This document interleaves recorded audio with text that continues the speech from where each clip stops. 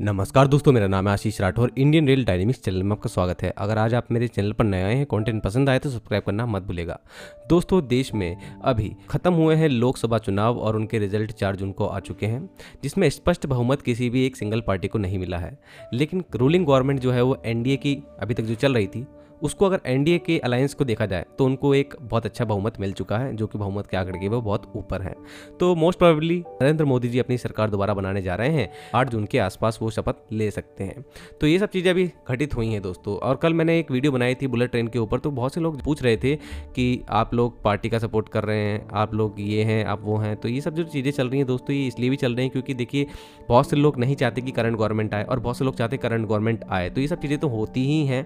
लेकिन मैं एक चीज़ कहना चाहूँगा, अभी जो करंट गवर्नमेंट को थोड़े से जो लॉसेस हुए हैं, वो एक दिल्ली से ईस्ट की तरफ पूरी जो बेल्ट जा रही है ना, उसमें सबसे ज़्यादा लॉस उनको देखने को मिला, जिसमें उनको बहुत ज़्यादा आस भी थी कि सीटें ज़्यादा आनी चाहिए। मन मुताबिक सीटें नहीं आई, हाँ, लेकिन यहाँ पर ये एक चीज़ के पीछे क्या रेलवे के रिलेटेड भी कुछ कारण हो सकते हैं, उस पर मैं बात करना चाहता हूँ। जहाँ तक मुझे लगता है दोस्तों, दिल्ली से बिहार, उत्तर प्रदेश होते हुए जो ट्रेनें जा रही हैं बंगाल तक, उन ट्रेनों में आज हम लोगों को देखने को मिल रहा है कि काफ़ी ज़्यादा भीड़ बढ़ चुकी है। ऐसा नहीं है कि आज से कई साल पहले भी ये भीड़ नहीं होती थी, लेकिन आज के टाइम पर इनका कारण कुछ और है। इनका कारण ये है कि आज हमारी जो नॉर्मल मेल एक्सप्रेस ट्रेन्स थी, सुपरफास्ट ट्रेन्स भी जो थी, उनके अंदर जो आईसीएफ कोचेस हुआ करते थे वो येलो कलर के अब हुआ करते थे, तो वो बदल करके अब रेड कलर के एलएचबी कोचेस में बदल चुके हैं। अब मैं येलो और रेड इसलिए यूज कर रहा हूँ जिससे कि एक आम आदमी आराम से समझ सके। आम आदमी को आईसीएफ कोचेस और एलएचबी कोचेस नहीं समझ में आते, उनको सिर्फ बैठने से मतलब है अपनी सीट पर। तो यहाँ पर हम लोगों ने देखा कि नए रेक्स में स्लीपर और जनरल कोचेस की संख्या कम रही। इसके पीछे कई कारण हो सकते हैं, जो कि मैंने आप लोगों को पहले ही बताए हैं। गवर्नमेंट पूरी कोशिश कर रही है रेवेन्यू जनरेट करने की, और यहाँ पर जनरल और स्लीपर कोचेस में जो बहुत ही ज़्यादा कंजस्टेड हो जाते थे पहले भी, वेटिंग टिकट्स की वजह से भी, और विदाउट टिकट वालों ने तो हद ही कर रखी है आज भी, जो कि मैं आपको बताता रहा हूँ। तो इन सब लोगों की वजह से स्लीपर से एसी की तरफ ट्रांसफर हो रहा है भारतीय रेलवे। ये एक ट्रांजिशन फेज है भारतीय रेलवे के लिए भी, जो कि सभी के लिए एक बदलाव का क्षण है। और बहुत से लोगों को ये बुरा भी लगेगा और बहुत से लोगों को अच्छा भी लगेगा। लेकिन ये भी एक मुद्दा हो सकता है कि जो लोग बहुत ही ज़्यादा परेशानी से स्लीपर और जनरल कोचेस के अंदर अभी सफ़र कर रहे हैं, तो वो लोग करंट गवर्नमेंट से गुस्सा भी थे। ये भी एक कारण हो सकता है जहाँ तक मुझे लगता है। और दूसरी बात ये भी हो सकती है कि अभी सरकारी नौकरी के लिए हमारे देश में एक बहुत ही बड़ा माहौल है। जैसे कि आप लोग जानते हैं कि समाज आज भी सरकारी नौकरी को ही एक बहुत ही बड़ा महत्व मानता है। तो हमारे उत्तर प्रदेश में अभी सरकारी नौकरी के लिए काफ़ी ज़्यादा लोगों ने फॉर्म्स भी भरे हैं। ऐसे में रेलवे के फॉर्म्स में काफ़ी देरी भी आई। इस बार एक नया टाइम टेबल भी लाया गया कि सरकारी नौकरी जो रेलवे की है उनके लिए कब कब कौन सा एग्जाम कहाँ होगा, कैसे होगा। ये एक अच्छी पहल थी, लेकिन इसको करने में बहुत टाइम लग गया। बीच में कोरोना महामारी ने भी बहुत ज़्यादा परेशान किया है गवर्नमेंट को भी, और काफ़ी लोगों का टाइम बर्बाद किया, साल बर्बाद किया जो वो पढ़ रहे थे। ये भी एक बड़ा प्रॉब्लम रहा, जिससे उभरने में टाइम लगा। इसलिए थोड़ा सा रोष जो था लोगों में वो रहा भी है करंट गवर्नमेंट के प्रति, जो तैयारी कर रहे थे। आशा करूंगा नई एनडीए गवर्नमेंट जो है वो पूरी तरीके से जो प्लानिंग बना के चल रही है कि किस तरीके से एग्जाम होंगे, उनको बहुत अच्छे से इम्प्लीमेंट करे। और रेलवे मंत्री हो सकते हैं कि नए भी आए, और या फिर पुराने भी अगर आते हैं तो उन्होंने भी बहुत से काम जो है वो अच्छे किए, वो इस पर ज़्यादा फोकस करें। मैं आशा करूंगा काफ़ी ज़्यादा स्टूडेंट्स हैं जो कि लोको पायलट की, टेक्निकल की काफ़ी तैयारी कर रहे हैं। दूसरी बात जो मैं कल से सुन रहा था, बहुत से लोग चाणक्य जी की बात को दोहरा रहे थे कि जनता का तैयार ना हुई हो तो उसको नई टेक्नोलॉजी नहीं देनी चाहिए। मतलब मैंने आप लोगों को एक ऊपर से बता दिया कि जनता अभी तक बहुत सी चीज़ों के लिए तैयार नहीं हुई, और हम लोगों को अमेरिका और चाइना के आसपास भी खड़ा होना है आकर के, क्योंकि हम लोग बहुत पिछड़ चुके हैं और वक्त बहुत कम मिला है इन सब चीज़ों को करने का। तो गवर्नमेंट ने बहुत जल्दी चीज़ें करी। वंदे भारत ट्रेन उसको लगातार लॉन्च किया, लेकिन काफ़ी बड़ा तबका एक है जो आज भी वंदे भारत में सफ़र नहीं कर सकता, या फिर अगर एक बार बैठ जाता है तो दूसरी बार बैठने के लिए भी सोचता है, या फिर बजट तैयार करता है तभी जाकर बैठ पाता है, अगर उसका मन भी है बैठने का। तो वंदे भारत ट्रेन बहुत ज़्यादा ज़रूरी थी, ये आज की मांग है। क्योंकि आप लोग जानते ही हैं, भारत में आज तक ट्रेन सेट ट्रेनें चली नहीं थी, और पहले ट्रेन सेट हमारी वंदे भारत ही है। ये नहीं चलेंगी तो फिर आगे हम लोग तरक्की कैसे करेंगे, आगे हम और इनोवेशन और रिसर्च कैसे करेंगे रोलिंग स्टॉक के क्षेत्र में। तो ये भी होना सही है, और लोग भी अपनी जगह सही हैं जो लोग अफोर्ड नहीं कर पा रहे हैं। तो लोगों ने बहुत से यहाँ पर इल्ज़ाम भी लगाया वंदे भारत ट्रेन्स पर कि उनको प्रायोरिटी दी जा रही है। लेकिन खैर, ये वाली बात तो मैं पहले भी क्लियर कर चुका हूँ कि वंदे भारत ट्रेन्स को वही प्रायोरिटी मिल रही है जो कि पहले हम शताब्दी और राजधानी को मिलती देखते थे, जब हमारी मेल एक्सप्रेस ट्रेन को खड़ा कर दिया जाता था और इन शताब्दी और राजधानी को बहुत तेज़ी से निकाला जाता था। तो ये पहले भी था, आज कोई नया नहीं है। लेकिन यहाँ पर गवर्नमेंट जो एक कोरोना काल में बड़ा झटका उनको लगा, ये जो वंदे भारत ट्रेन थी जिनका वो टारगेट लेके चल रहे थे, वो टारगेट वो अचीव नहीं कर पाए। और टारगेट ना अचीव करने का एक बहुत बड़ा कारण कोरोना काल और उसके बाद रशिया और यूक्रेन की वॉर भी रही। तो वंदे भारत 2.0 जो जनरेशन सेकंड थी उनको बनने में बहुत टाइम लग गया, जो कि 2019 के बाद लगभग 2022 तक भी नहीं बन पाई थी।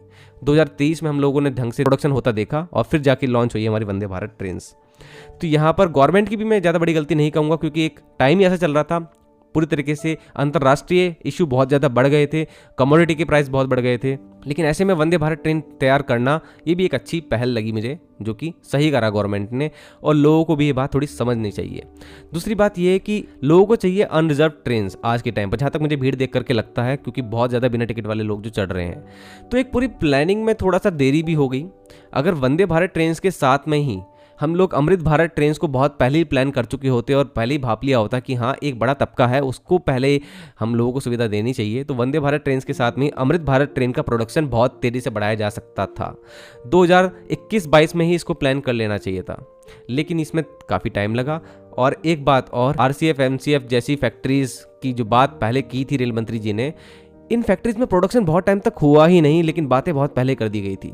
इसका कोई जवाब अभी तक रेलवे मिनिस्ट्री ने कभी दिया ही नहीं, जहां तक मैं देख पा रहा हूं, जो कि देना चाहिए था, क्योंकि इन फैक्ट्रीज में वंदे भारत ट्रेन बननी थी। अमृत भारत ट्रेन के प्रोडक्शन भी तेज होने चाहिए थे, लेकिन ये फैक्ट्रीज कर क्या रही थी अभी तक? इनको ऑर्डर देने में टाइम क्या लग गया?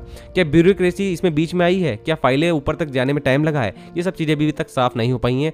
और मैं आशा करता हूँ कि अभी जो रेलवे मिनिस्टर आए वो जरूर से पूरी पारदर्शिता रखें कि इन फैक्ट्रीज़ को काम मिले तो इतना जल्दी मिले कि ये बनाए जल्दी जल्दी, क्योंकि फैक्ट्रीज़ की अब कमी नहीं है। प्रोडक्शन यूनिट्स तैयार खड़ी हैं, उनके पास अच्छी आधुनिक टेक्नोलॉजी भी आ चुकी है। अभी अभी RCF ने धीरे धीरे थोड़ा बहुत प्रोडक्शन बढ़ाना शुरू भी किया है, वंदे मेट्रो ट्रेन उन्होंने बनाई है, तो इनको और ज़्यादा जल्दी इन चीज़ों को करना चाहिए, ताकि हम लोगों को वंदे मेट्रो, अमृत भारत ट्रेन और वंदे भारत ट्रेन जल्द से जल्द देखने को मिल सके ट्रैक्स पर, और ये भीड़ जो है वो कम हो सके। और दूसरी बात कि अमृत भारत ट्रेन पर बहुत ज़्यादा फोकस की और भी ज़रूरत है।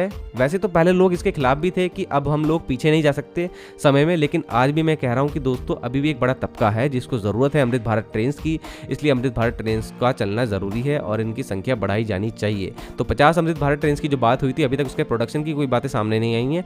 क्या उस पर काम चल रहा है, इस पर भी पारदर्शिता लाने की बहुत ज़्यादा ज़रूरत है नई गवर्नमेंट को, जो कि NDA की ही होने वाली है। और इन्हीं के ये प्रोजेक्ट रहे हैं, तो इसमें कोई विलंब तो नहीं होने वाला, जहाँ तक मुझे लगता है। अगर नई सरकार कोई दूसरी आती तो ये हमेशा से एक चीज़ देखी गई है कि पिछली सरकार के कामों को रोका गया है या उसमें अपने मन मुताबिक चेंजेस किए गए हैं। तो ये सब चीज़ें तो नहीं होने वाली हैं। ये चीज़ का एक अच्छा लग रहा है कि हाँ जो भी चीज़ें चल रही थी वो वैसी चलेंगी। तो रेलवे के क्षेत्र में बदलती टेक्नोलॉजी को अपनाने में भी लोगों को टाइम लग सकता है, क्योंकि उन लोगों को फिर उस स्तर तक आने में भी थोड़ा अपनी व्यवस्थाएं बनाने में टाइम लगेगा, और ये सब चीज़ें होंगी क्योंकि धीरे धीरे देश आगे बढ़ ही रहा है।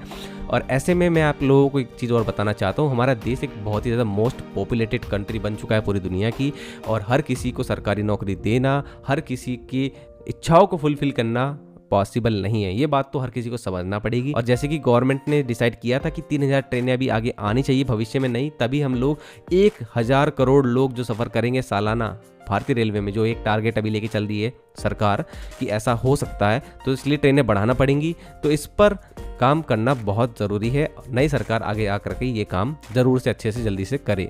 और जनसंख्या की जहाँ तक बात रही दोस्तों, जनसंख्या नियंत्रण कानून की बहुत ज़्यादा ज़रूरत है, और इसके लिए भी हम लोगों को आज आवाज़ उठानी चाहिए, क्योंकि अगर जनसंख्या कंट्रोल नहीं हुई तो हमारी सारी व्यवस्थाएं खराब ही हो जाएंगी, चाहे वो हमारे रोड्स हों, हाईवेज़ हों, सब ओवर पॉपुलेटेड हो जाएंगे, और ऐसे में हम लोग अपने देश की ही जो ग्रोथ है उसके लिए एक अड़चन बन जाएंगे खुद अपने आप ही।